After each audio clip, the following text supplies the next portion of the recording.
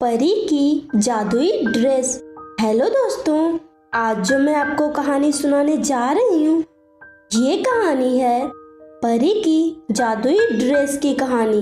तो चलिए दोस्तों, कहानी की शुरुआत करते हैं। कई वर्ष पहले मैजिकल वर्ल्ड था। वहाँ बहुत सी परियां रहती थी। उन्हीं परियों में एक रिया नाम की भी परी अपनी माँ के साथ रहती थी। रिया परी की माँ बहुत ही गरीब थी और घर का खर्चा मुश्किल से चला पाती थी। इसी कारण रिया परी की माँ न ही अपने लिए और न ही रिया परी के लिए कपड़े खरीद पाती थी। कुछ दिनों में होली का त्योहार था। सभी परियां होली का सामान खरीद रही थी और बहुत ही खुश थी। रिया परी सबको देखकर अपनी माँ के पास गई और बोली, माँ, सभी परियां होली का सामान खरीद रही हैं।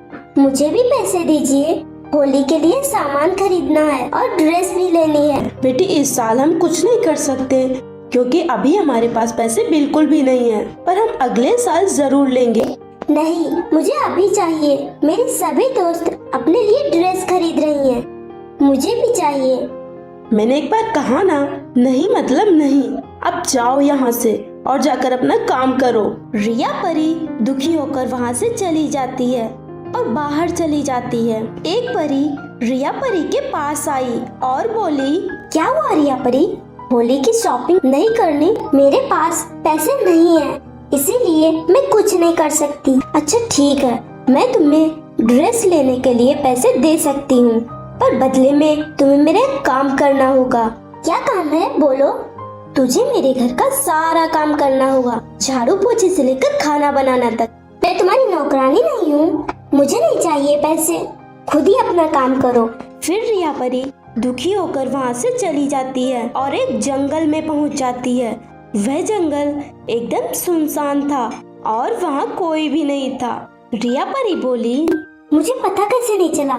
मैं तो जंगल में आ गई, पर जो भी हुआ अच्छा ही हुआ। वैसे भी सभी परियां होली मना रही हैं, पर मेरे पास कुछ भी नहीं है। वहाँ सब देखने से तो अच्छा होगा कि मैं कल तक यहीं रहूं। फिर रिया परी वही नदी के किनारे बैठकर सो जाती है और कुछ समय के बाद जब उसकी आँख खुली तो वह अपने सामने देखती है कि एक जादुई ड्रेस जो कि हवा में उड़ रहा था और बात भी कर रहा था।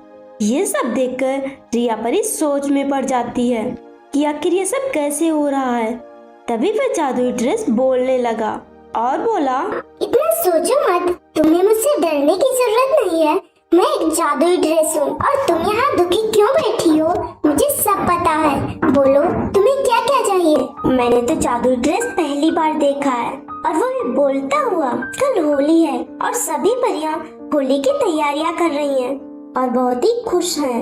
मेरे पास एक भी पैसा नहीं है जिससे मैं होली मना सकूं। तुम चिंता मत करो, तुम्हें जो भी चाहिए वो तुम्हें मिल जाएगा।